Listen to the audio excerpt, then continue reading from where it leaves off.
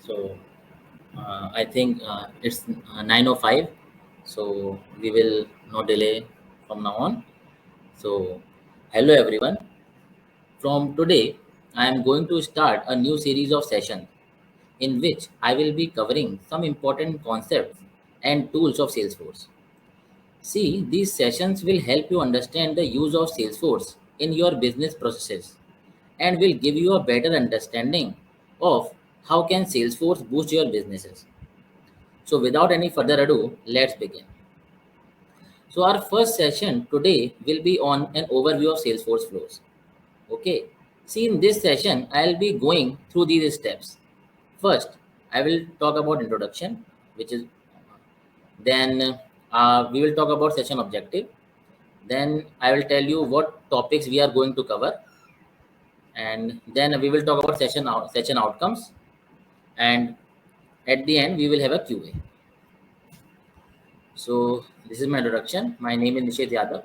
I'm a senior Salesforce developer at CloudStar Technology, having more than 3 years of experience. Right. So let's get started. See, the objective of this session is to make you familiar with Salesforce flows, as it will help you in making your business processes more automated and robust. And after that, initially we will talk about basically the introduction to the flows, then its role in business processes. Then we will discuss some its key features, and then I will introduce you with Flow Builder. What are the types of flows? Then what its core components, benefits of it, and we will end with some examples, right? So, what are Salesforce flows? See, Salesforce flows simply means automation, which allows you to create, manage, run automation with clicks and not code. See, with clicks and not code means that many tools other than Salesforce also allows automation, but that is done with the help of code. But in Salesforce, it has provided you with flows for the same, meaning automation. Flows looks like a flowchart in structure, but it is an automation configuration which actually does the work. Let me explain this with an example. Suppose your manager needs the total number of leads generated in a week. So what can you do? See, you can build a flow which will automatically calculate the number of leads generated in a week. And you can schedule an email which will be sent to your manager with that particular number on a particular time and day. And this process can be repeated on alternative or consecutive day, and whatever need you like. See, this is an easy example, and I'll be using this example in further slides. So if you have not paid attention, please pay attention as I am repeating it again. Suppose your manager needs the total number of leads generated in a week. So what can you do? You can build a flow which will automatically calculate the number of leads generated in a week, and you can schedule an email which will be sent to your manager with that particular number on a particular time and day. Okay. Now let's discuss its role in automating business process. Suppose there is a task that your users do over and again. So if you can shave a few minutes of the task, you can save hundreds of person hours over the course of a year. You know, a good user experience says if a user does only one thing over and again, do it for them. This is an example. Let me elaborate it. Say your salespeople always create a work order after a deal closes. So what you can do is build a flow that can create a work order automatically whenever your salespeople closes a deal, and the same can be notified to their managers. Right? Let's discuss some features of the Salesforce flow. See, a flow is a visual interface with drag and drop functionality. I'll be showing these features in the coming slides. Its integration with other Salesforce features, support for complex data and manipulation. It is quite easy. So let me introduce you with Flow Builder. See, what is a Flow Builder? Flow Builder is a declarative interface used to build individual flow. As you can see, this is a individual flow, and and all these things are happening in a Flow Builder. The area marked as 1 is a toolbox.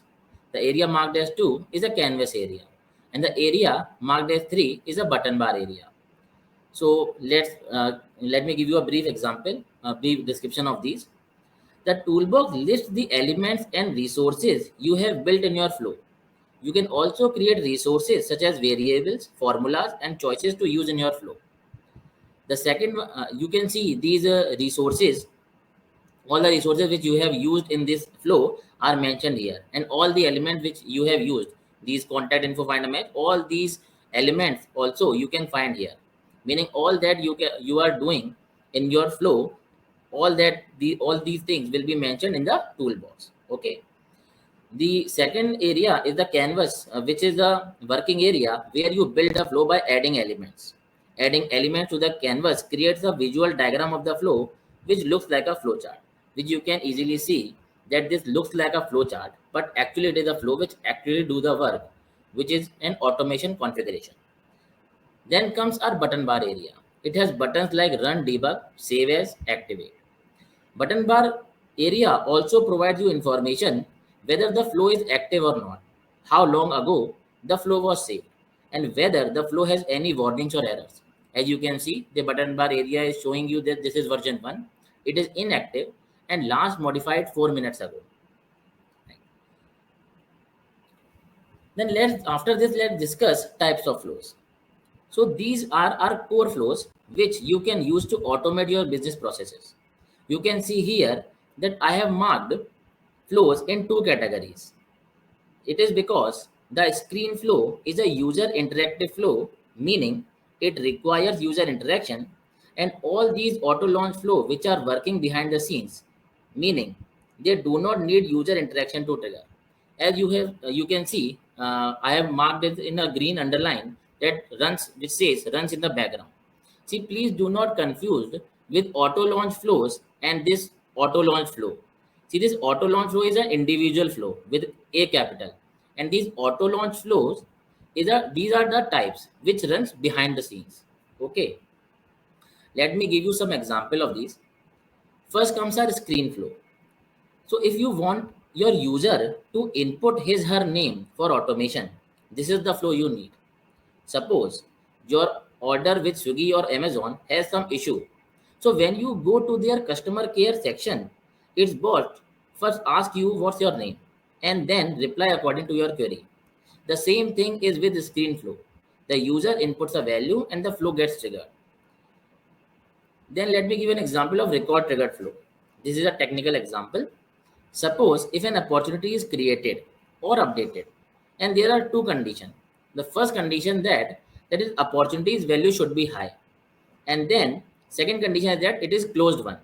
I am repeating that if an opportunity is created or updated, and there are two conditions.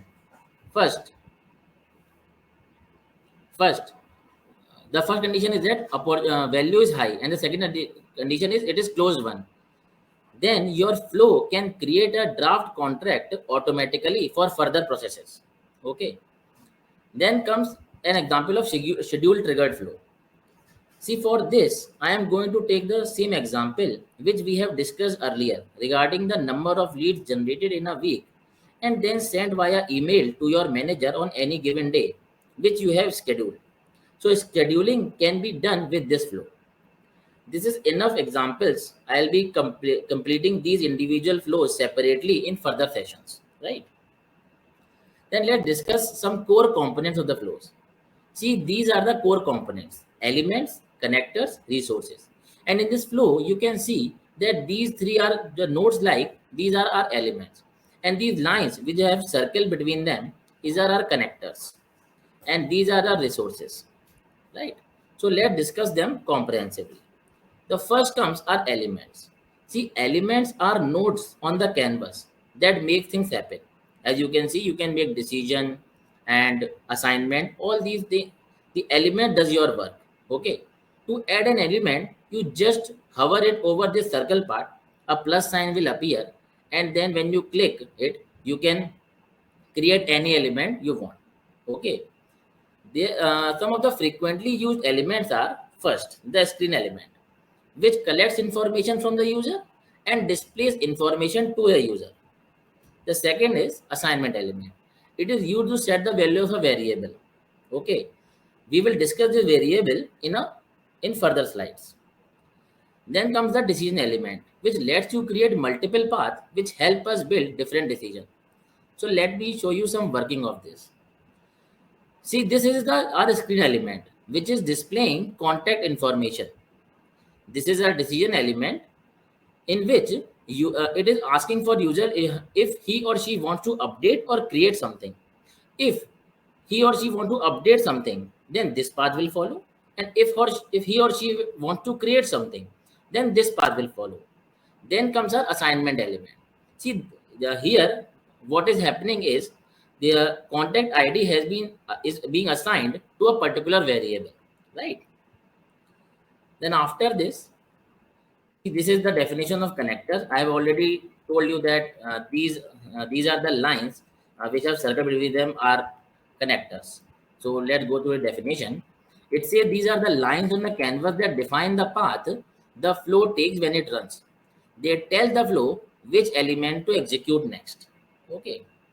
Then comes our resources. See, resources don't appear on the canvas but are referenced or you can say used by the flow elements. The element which we have discussed earlier uses these resources. These resources are different types like variable, constant, formula, text template and so on. Let's discuss some of them. First comes our variables. See, in a flow, a variable is a container that holds a piece of information or value. Flow stores where flow stores value variable, but these values can be changed by the flow. These variables can be of text, number, currency, date types. Let me give you an example. Suppose you have a variable called money. This money can have a value of $50 or it can have a value of $100, meaning this value can be changed. Okay. Inside this variable uh, comes a topic of global variables. See, global variable exist in every flow. We don't create them and we can't change their values, but its importance is very useful for us. See, in this image, let me give you an example with this image. Suppose you want to display that the name of the user who triggered the flow. So that you can do with the help of the user global variable, which you can see here at the below. With this flow global variable, you can use the current date and current date time.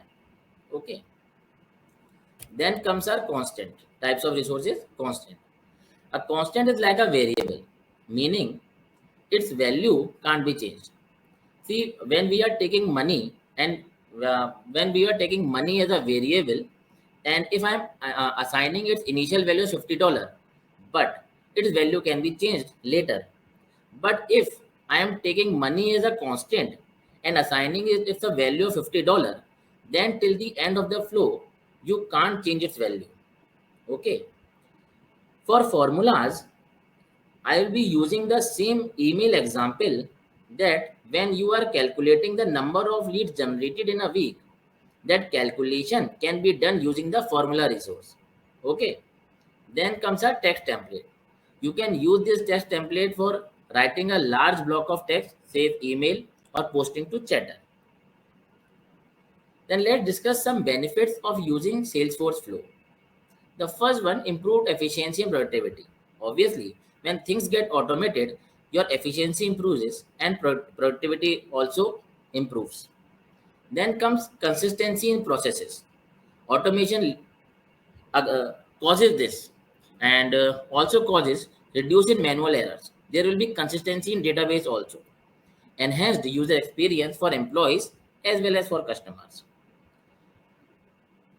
See, these are some examples of flow automation.